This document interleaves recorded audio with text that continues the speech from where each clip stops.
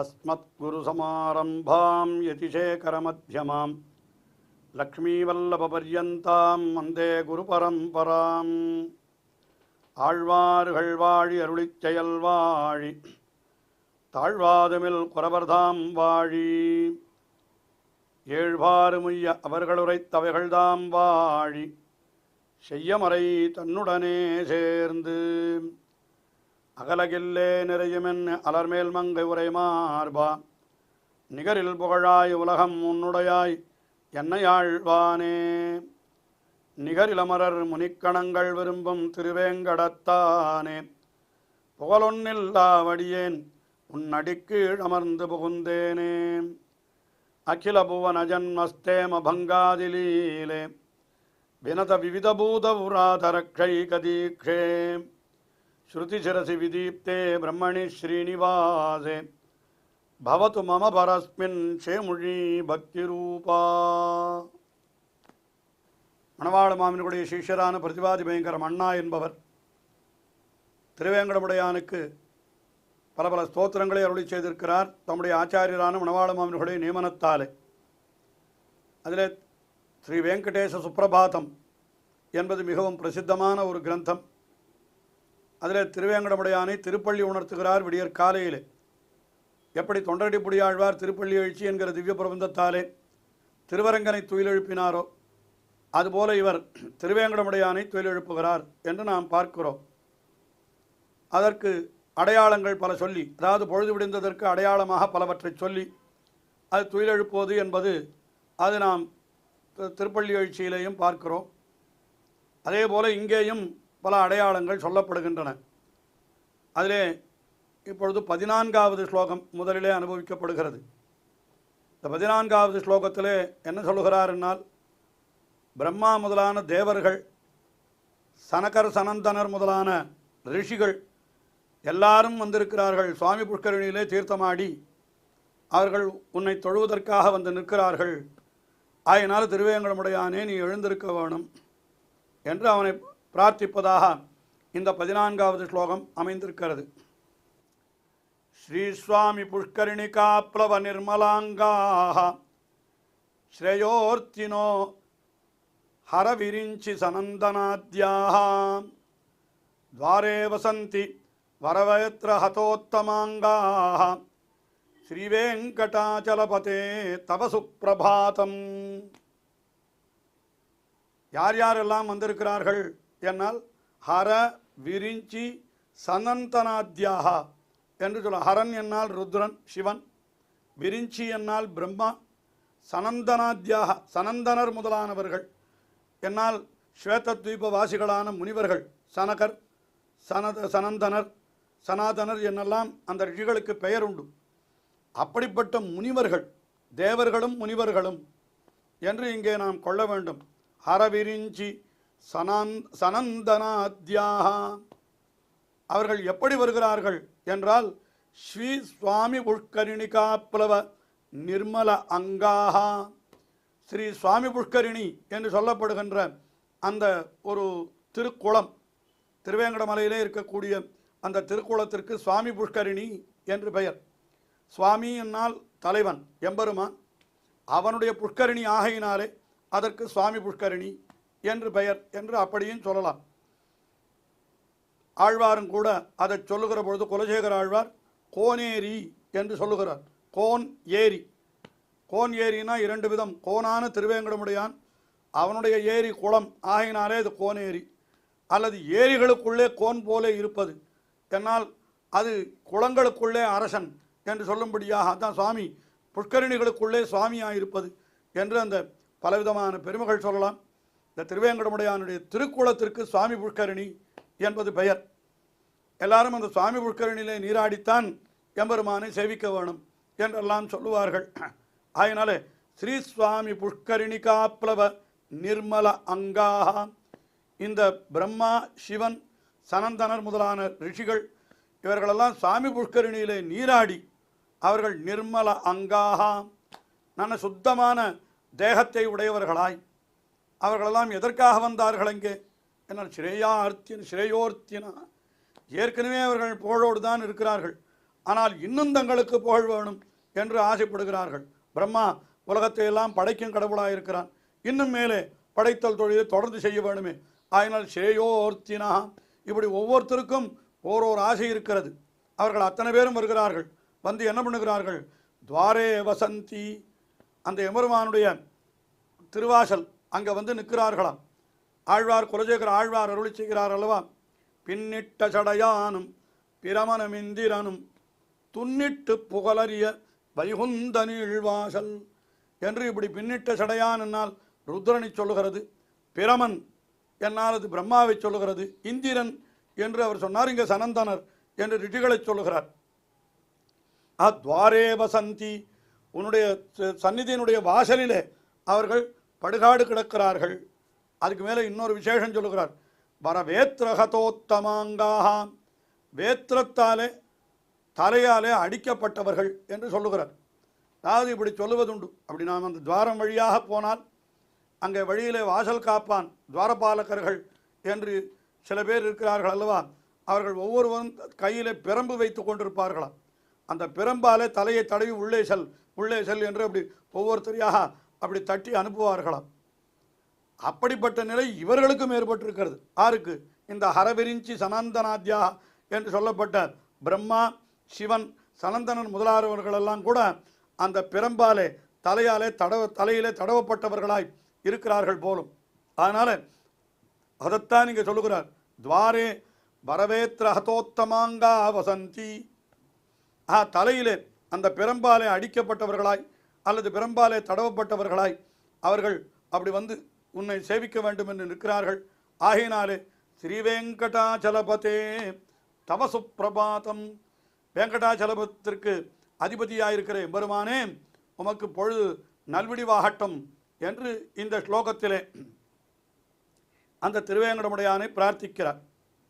அதற்கு மேலே அடுத்த ஸ்லோகத்திலே இந்த திருவேங்கட மலைக்கு எத்தனை பெயர்கள் இருக்கின்றன, அத்தனை பெயரும் எல்லாரும் சொல்லிக் கொண்டிருக்கிறார்கள். யார் சொல்லுகிறார்கள் என்னால் இப்போ கீழ் ஸ்லோகத்திலே பார்த்தோமே, ஹரவிரிஞ்சி சனந்தனாத்யாக என்று. அப்படிப்பட்டவர்கள் தான் இதனுடைய பெயரையெல்லாம் எம்பெருமான எழுந்தருள் இருக்கிற மலையை சொன்னாலே போரும், எம்பெருமானு சொல்ல வேண்டும் என்று கூட அவசியமில்லை. அதனால தான் நம்மாழ்வாரும் கூட திருவாய்மொழியிலே சொல்லுகிற பொழுது, அந்த குன்றமேந்தி குளிர்மழை காத்தவன் அன்று ஞாலம் அளந்த பிரான் பரன் சென்று சேர் திருவேங்கட மாமலை, அந்த திருவேங்கட மலை ஒன்றுமே தொழ, மலை ஒன்றுமே தொழ நம்மினை ஓயுமே என்று தெரிவித்தார். திருவேங்கடமுடையானு கூட தொழ வேண்டாம், திருவேங்கட மலையை தொழுதாலே போதும். ஆகினாலே அந்த திருவேங்கட மலையினுடைய திருநாமங்கள் என்னென்ன இருக்கிறதோ அதையெல்லாம் இவர்கள் சொல்லுகிறார்களாம். என்ன சொல்லுகிறார் அப்படியே ஸ்லோகத்தில் காட்டுகிறார் பாருங்கள். ஸ்ரீ சேஷசைல கருடாச்சல வெங்கடாத்ரி நாராயணாத்ரி விஷபாத்ரி விஷாத்ரி முக்கியாம் ஆக்கியாம் त्वदीय வசதேஹே அனிஷம் வதந்தி ஸ்ரீவேங்கடாச்சலபதே தவ சுப்பிரபாதம். அதற்கு என்ன பெயர்? சேஷாச்சலம் என்று பெயர். ஆதிசேஷனே அங்கே மலையாக எழுந்தருள் இருக்கிறபடியினாலே அதற்கு மேலே கருடாச்சலம், கருடன் கொண்டு வைத்த மலை என்று அதற்கு ஒரு பெயர் சொல்லுகிறார்கள். அதனால் கருடாச்சலம், வெங்கடாத்ரி நம்முடைய பாபங்களெல்லாம் போக்குகிறது, அதனால் அதற்கு வெங்கடாத்ரி என்றும் பெயர் உண்டு. நாராயணாத்ரி, நாராயணனே எழுந்துள்ள இருக்கிற மலை என்று அப்படியும் சொல்லலாம். அல்லது நாராயணன் என்று ஒரு மனிதனுடைய பெயர், அதுதான் அதற்கு ஏற்பட்டது, அதுக்கு புராணங்கள் எல்லாம் சொல்லுகிறது.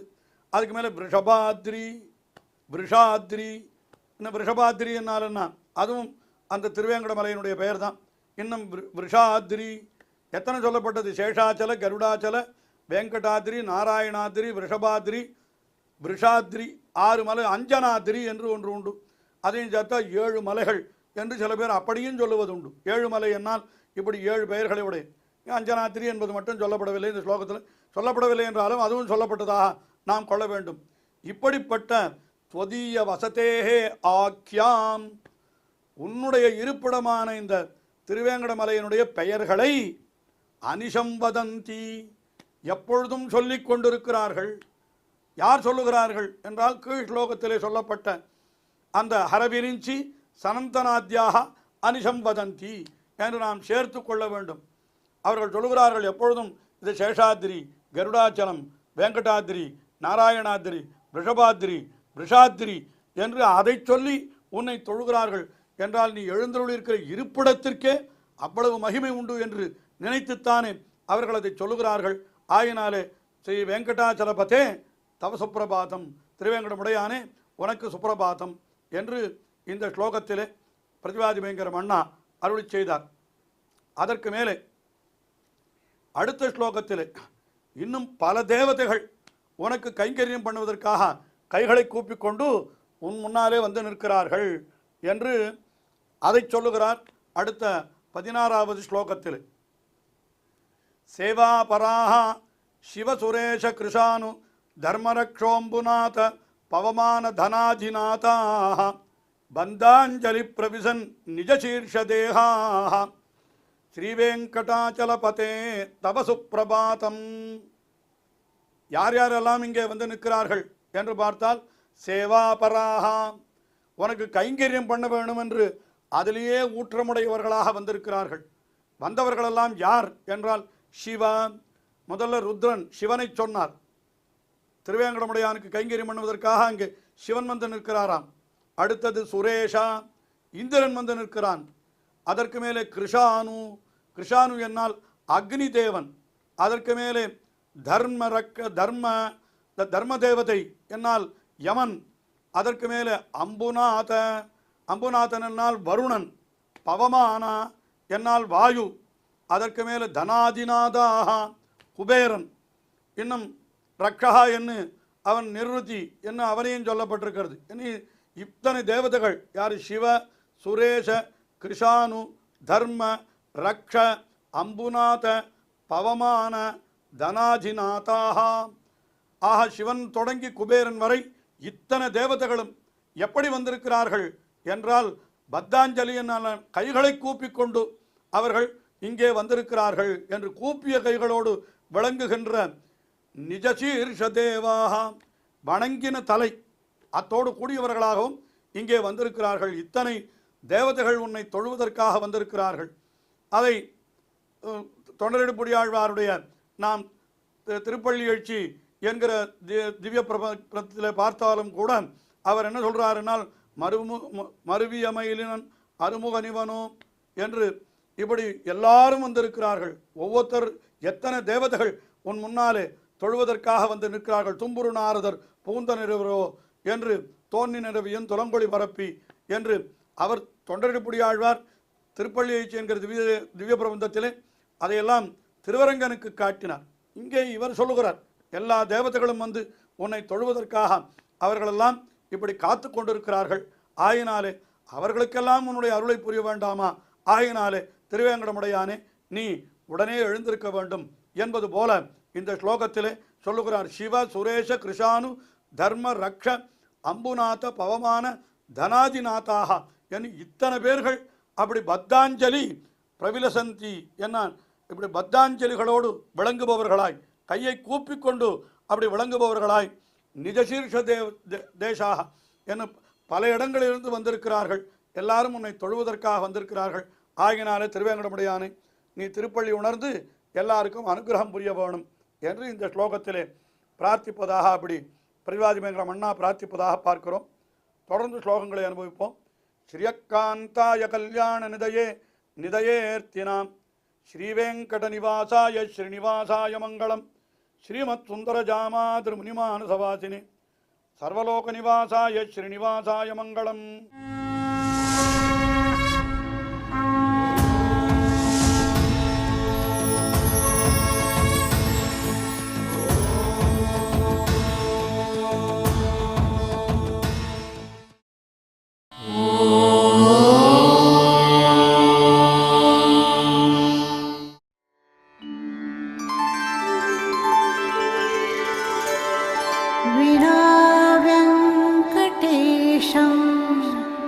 ननाथो ननाथः सदा वेङ्कटेशं स्मरामि स्मरामि. हरे वेङ्कटेश प्रसीद प्रसीद. प्रियं वेङ्कटेश प्रयच्छ प्रयच्छ.